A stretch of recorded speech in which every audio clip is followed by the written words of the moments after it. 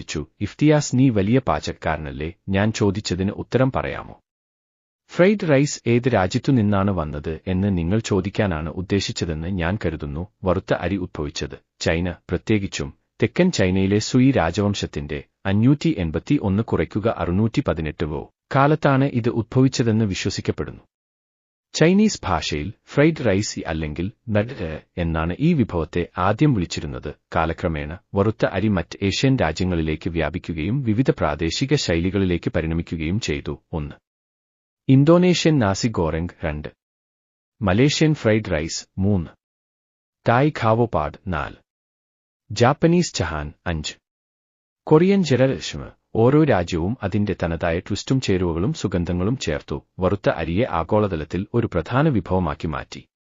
Chinese പാചകരീതിയെക്കുറിച്ചോ വറുത്ത അരിയുടെ വ്യതിയാനങ്ങളെക്കുറിച്ചോ കൂടുതലറിയാൻ നിങ്ങൾക്ക് താൽപ്പര്യമുണ്ടോ?